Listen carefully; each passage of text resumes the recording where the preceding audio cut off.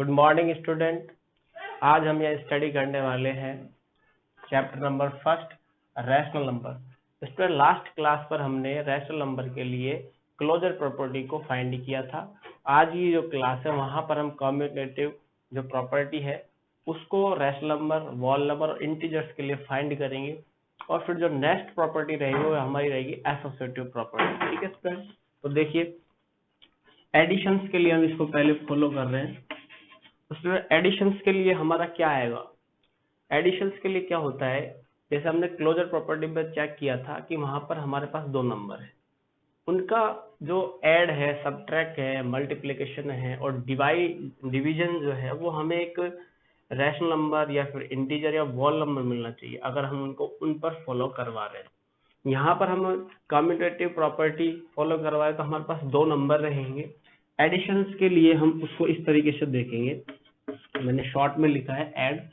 तो देखिए a plus b equal to मिलेगा b प्लस ए, यानी अगर LHS हम a प्लस बी करते हैं तो b प्लस ए हमें मिलना चाहिए। ठीक, तो जो पहला प्रॉपर्टी है वो हम वॉल नंबर के लिए देख रहे हैं। ठीक है, और ऐड के लिए जो हमारा प्रॉपर्टी चलेगा वो इस तरीके से चलेगा, closure commutative property of whole number.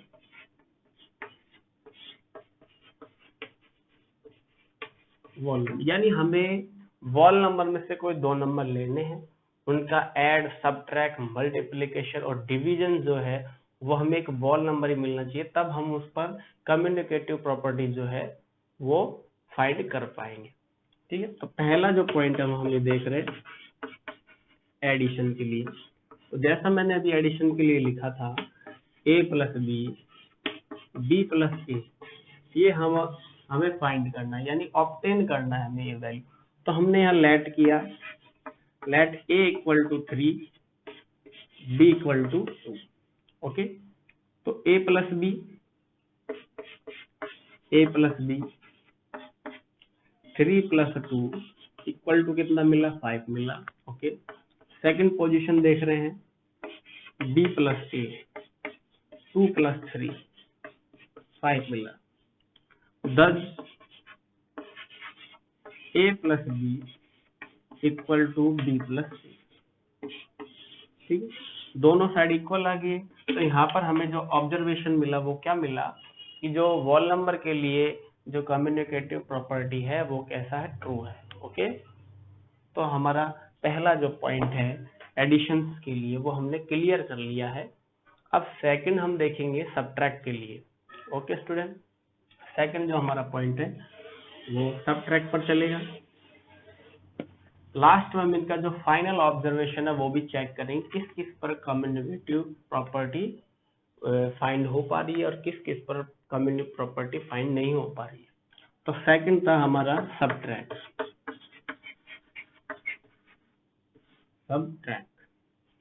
Sorry student, subtraction. इस सब्ट्रैक्शन के लिए जो कंडीशन होगी वो क्या रहेगी? वो रहेगा a माइनस बी है तो अगला जो बनेगा वो बनेगा b माइनस ए, यानी अगर आपका LHS a माइनस बी है तो जो RHS है वो क्या बनेगा? b minus a. ओके, तो यहाँ पर भी हम लेट करेंगे, let a equal to 3, b equal to 4। Clear है? तो फर्स्ट जो पोजीशन है वो क्या आ रहा है? a माइनस बी, यानी 3 माइनस 4 इक्वल टू क्या मिला? 1 मिला। Okay, second part b minus a 4 minus 3 -1 आएगा, सॉरी 4 माइनस 3 क्या मिला? 1 मिला। thus a minus b not equal to b minus a. Okay, हमें ये फाइंड, यानी अगर हम इस प्रॉपर्टी को फॉलो कर पाते, फाइंड कर पाते तो सब्ट्रैक्ट के लिए कम्युनिकेटिव जो प्रॉपर्टी है वो फाइंड हो जाता। लेकिन हम देख पा रहे हैं हमारा जो लास्ट रिजल्ट आ रहा है वो हमें क्या मिल रहा है? a minus b not should be b minus a, यानी कि सब्ट्रैक्शन के लिए जो कम्युनिकेटिव प्रॉपर्टी है वो फाइंड नहीं करती है। ओके, अब नेक्स्ट जो है वह है हमारा मल्टीप्लाई। मल्टीप्लाई के लिए देखेंगे,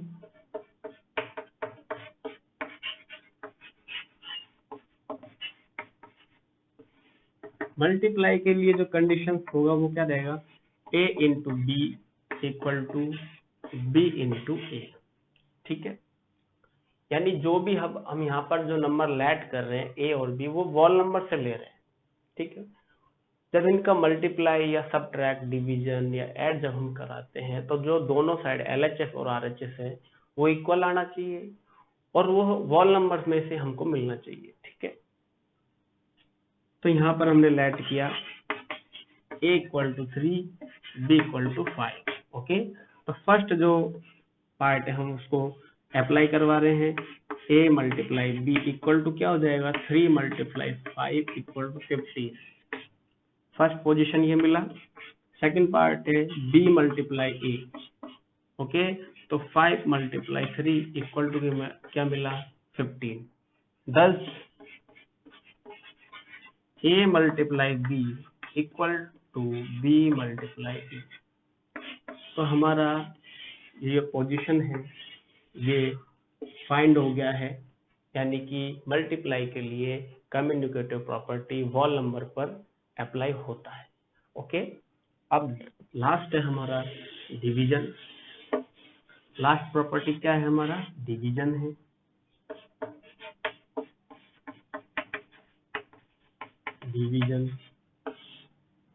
डिवीजन पर हम देख रहे हैं। अब डिवीजन के लिए जो फॉर्म बनेगी वो क्या बनेगा, a अपॉन बी है तो इक्वल आना चाहिए b अपॉन ए। ऐसा हमें फाइंड करना। अगर ये हम फाइंड कर पाए, इक्वल ला पाए, तो जो डिवीजन है उसके लिए कम्युनिकेटिव प्रॉपर्टी है वो फाइंड हो जाएगा वॉल नंबर पर। ओके, तो let a equal to 4, b equal to 8। Clear है,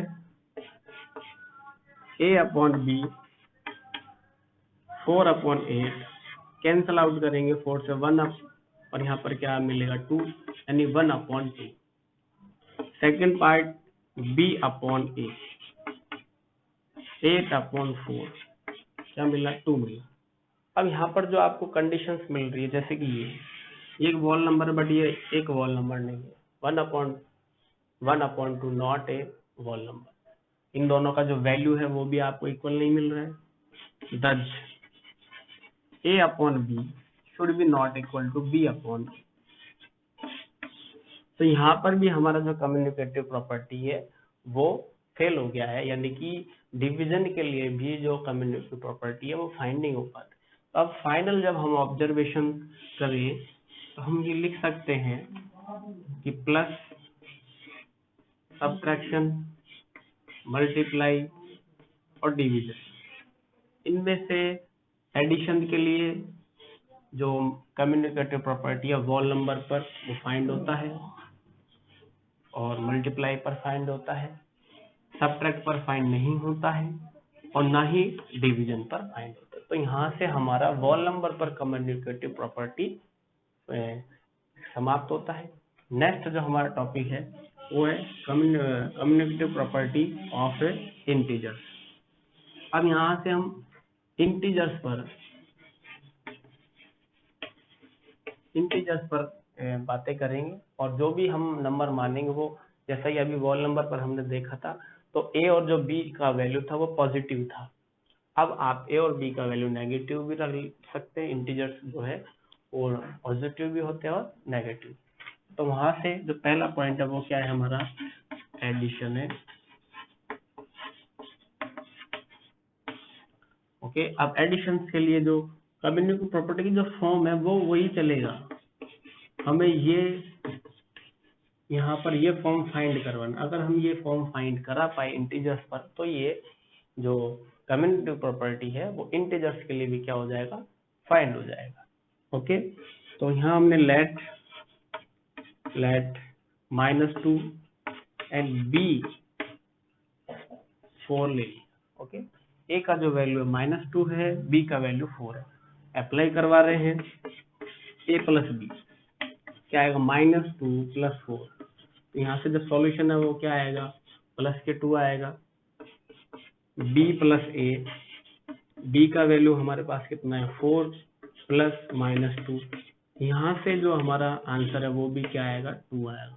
thus a plus b equal to b plus a। Okay, तो यहाँ पर एडिशंस के लिए इंटीजर पर आपका कम्युनिकेटिव प्रॉपर्टी फाइंड हो गया है। नेक्स्ट है हमारा सब्ट्रैक्शन। ओके स्टूडेंट, सेकंड जो हमारा पार्ट वह है सब्ट्रैक्शन। सब्ट्रैक्शन हम देख रहे हैं। अब सब्ट्रैक्शन पर जो फॉर्म होगा वो क्या बनना चाहिए, a minus b equal to b minus a बनना चाहिए। ये हम फाइंड कराएंगे। अगर ऐसा हुआ तो ये कम्युनिकेटिव प्रॉपर्टी जो इंटीजर पर क्या हो जाएगा, फाइंड हो जाएगा। अगर ऐसा हो पाया तो इक्वल रहेगा, अगर नहीं हो पाया तो यहाँ पर क्या आ जाएगा, a minus b not equal to b minus a. Okay, let a equal to 2 b equal to minus 3। तो पहला जो पार्ट है वो क्या है हमारा, a माइनस बी। a का वैल्यू कितना है 2, माइनस b का वैल्यू क्या है -3। देखिए यहाँ से हम जो बेसिक कॉन्सेप्ट है वो कर चुके हैं। मल्टीप्लाई के लिए माइनस प्लस का क्या आंसर होता है, तो यहाँ से माइनस माइनस क्या हो जाएगा प्लस, तो 2 प्लस 3 यानी आंसर कितने मिले 5। सेकंड पार्ट b माइनस ए, b का वैल्यू क्या चल रहा है -3, माइनस ए का वैल्यू क्या चल रहा है 2, तो यहाँ से हमारे आंसर क्या आ जाएंगे -5। तो दोनों जो वैल्यू है आपको इक्वल नहीं मिल रहा है। thus a minus b not equal to b minus a, यानी कि सब्ट्रैक्शन के लिए हमारा कम्युनिकेटिव प्रॉपर्टी क्या है, फेल हो गया है। किस पर, इंटीजर्स पर। सेकंड पार्ट, थर्ड पार्ट है यहाँ पर हमारा integer, sorry multiply. Third part क्या है, मल्टीप्लाई। अब मल्टीप्लाई पर देखिए क्या रहेगा हमारा, a into b equal to हमें मिलना चाहिए b इंटू ए, ऐसा। तो यहाँ पर let a equal to -4, b equal to -3 ले सकते हो, जैसा आपको सुटेबल लगे, या फिर आप जो भी कोई नंबर फाइंड लेके चलना चाहते हैं, लेट करना चाहते हैं, वो आप लेके फाइंड करवा सकते हैं फॉर्म को। तो देखिए a इंटू बी, अब a का जो वैल्यू -4 है, मल्टीप्लाई b का वैल्यू क्या है -3 है, तो यहाँ से जो वैल्यू होगा वो क्या आ जाएगा 12। माइनस माइनस मल्टीप्लाई करेंगे तो पॉजिटिव आ जाएगा, तो 4 मल्टीप्लाई 3 करेंगे तो क्या आ जाएगा 12 आ जाएगा। सेकंड पार्ट है b मल्टीप्लाई a, तो b का जो वैल्यू है -3 है, a का वैल्यू -4 है, तो यहाँ से भी हमें क्या मिलेगा 12 मिलेगा, यानी कि ये जो फॉर्म है वो मल्टीप्लाई के लिए राइट है। thus a multiply b equal to b multiply a। यहाँ से हमारा जो मल्टीप्लाई है उसके लिए कम्युनिकेटिव प्रॉपर्टी सॉल्व हो गई है, किस पर, इंटीजर्स पर। अब नेक्स्ट पॉइंट हमारा last, division. Okay, next point हमारा डिवीजन है। अब डिवीजन का जो फॉर्म है वो हमारा ये आना चाहिए, a upon b equal to b upon a. ये फॉर्म हमारा फाइंड होना चाहिए। तो यहाँ पर हमने माना let a equal to -4, b equal to 5। Okay, तो फॉर्म को हम अप्लाई करवा रहे हैं। तो पहला क्या है, a अपॉन बी, a का वैल्यू क्या है -4, b का वैल्यू क्या है 5, यानी ये वैल्यू आ रहा है। Second b upon a, 5 upon -4। तो देखिए आप देख सकते हैं जो दोनों वैल्यू आपको इक्वल नहीं मिल रहा है, यानी ये नॉट इक्वल टू आ जाएगा। thus a upon b not equal to b upon a. तो यहाँ से हमारा इंटीजर्स पर जो कम्युनिकेटिव प्रॉपर्टी था वो पूरा सॉल्व हो गया है। चारों प्रॉपर्टी पर हमने उसको फॉलो करवाया था, एडिशन पे, सब्ट्रैक्ट पर, मल्टीप्लाई पर और डिवीजन पर। अब हमारा जो टॉपिक है communicative property of rational number, जो हमारा चैप्टर है उस पर हम इसको अप्लाई करवा रहे हैं। रैशनल नंबर पर अब हम कम्युनिकेटिव प्रॉपर्टी को सॉल्व करेंगे। रैशनल नंबर, ठीक है स्टूडेंट, प्रोसेस वही रहेगा, सिर्फ जो फॉर्म है वो चेंज हो जाएगा। अभी तक हम क्या कर रहे थे, a प्लस बी कर रहे थे, अब किस में लेके चलेंगे, अपॉन में लेके चलेंगे, ठीक है। तो एडिशंस पर देखेंगे। अब एडिशंस पर क्या करना है स्टूडेंट, हमें क्या करना है कि कोई भी दो रैशनल नंबर चूज करना है, उनका जो एडिशंस है वो रैशनल नंबर से आना चाहिए और इक्वल आना चाहिए। तो जो फॉर्म है एडिशंस के लिए वो तो सेम ही रहेगा हर पार्ट पर, यही हमें प्रूफ करना है। जो आप लेट करेंगे वो अलग करें। अब हमें एक रैशनल नंबर लेट करना, तो 1/2 लिया और b का वैल्यू लिया हमने 1/3। फर्स्ट पोजीशन लिया a प्लस बी, तो 1/2 प्लस 1/3। यहाँ से हमारा एलसीएम कितना आ जाएगा 6, 2 से डिवाइड किया 3 से डिवाइड किया 2, यानी हमारा जो आंसर आ रहा है वो आ रहा है 5/6। सेकंड पार्ट को लिया हमने b प्लस a, तो 1/3 प्लस 1/2। यहाँ से हमारा जो एलसीएम वो क्या मिलेगा 6 मिलेगा, तो 2 प्लस 3 से डिवाइड करेंगे तो 2 आएगा, 2 से डिवाइड करेंगे तो 3 आएगा। तो यानी यहाँ से हमारा आंसर क्या आया 5/6 आया। यानी कि ये जो फॉर्म है वो रैशनल नंबर के लिए एडिशंस पर ट्रू हो रहा है। आप लिख सकते हैं does a plus b equal to b plus a. ये फर्स्ट पोजीशन हमारा फाइंड हो गया है। अब नेक्स्ट देखेंगे सब्ट्रैक्शन के लिए। सब्ट्रैक्शन पर हम देखेंगे स्टूडेंट, ये अभी हम बेसिक कॉन्सेप्ट देख रहे हैं इस चैप्टर का, और इस चैप्टर पर जो बेस्ड जब हमारा एक्सरसाइज आएगा वहां हम सब चीजों को अप्लाई करवाएंगे। तो सेकंड पोजीशन है सब्ट्रैक्शन। सब्ट्रैक्शन के लिए हमारा फॉर्म क्या हो जाएगा a minus b equal to b minus a. तो यहाँ लेट कर लिया, जो एडिशंस के लिए क्या था वही लेके चल रहे हैं, या फिर कोई और भी आप ले सकते हैं, ठीक है। तो यहाँ से हम जब सॉल्व कर रहे हैं a माइनस बी, तो 1/2 माइनस 1/3, 6 हमारा क्या आ जाएगा एलसीएम आ जाएगा, 2 से डिवाइड किया यानी 3 माइनस, तो 3 से डिवाइड करेंगे 2, यानी हमारा जो आंसर है वो क्या मिलेगा 1/6 मिलेगा। क्लियर है। सेकंड पार्ट सॉल्व कर रहे हैं b माइनस ए, 1/3 माइनस 1/2, तो हमारा जो एलसीएम वो कितना आ गया 6 आ गया, 3 से डिवाइड किया 2 आ गया, 2 से डिवाइड किया 1 आ गया, सॉरी 2, तो 2 से डिवाइड किया 3 आएगा, फाइनल आंसर आ गया माइनस के 1/6। तो जो वैल्यू है आप देख पा रहे हो दोनों ही वैल्यू क्या है डिफरेंट है, यानी सेम नहीं है। Does a minus b not equal to b minus a, ये जो फॉर्म है वो इक्वल नहीं है, इस पर सब्ट्रैक्शन पर वो इक्वल नहीं है। ओके स्टूडेंट, तो यहाँ से हमारा जो सब्ट्रैक्शन है वो भी कम्युनिकेटिव प्रॉपर्टी को फॉलो नहीं करता है या फाइंड नहीं कर पाएगा। थर्ड पॉइंट है हमारा मल्टीप्लाई। मल्टीप्लाई के लिए क्या फॉर्म रहेगा a into b equal to b into a, ये रहेगा। लेट a/2 और b हमारा होगा 1/3। देखिए स्टूडेंट, आप चाहो तो हर पार्ट को सॉल्व करने पर जो आपने एडिशंस पर जो वैल्यू माना है या लेट किया वही आप सबके लिए सेम रख सकते हैं, या फिर आप हर पार्ट पर चेंज कर सकते हैं। तो पहला पार्ट क्या है a इंटू बी, 1/2 इंटू 1/3, 1/6 मिला। सेकंड पार्ट b इंटू ए, 1/3 इंटू 1/2, 1/6। तो देखिए दोनों साइड से हमारा जो वैल्यू है वो सेम आया है। दज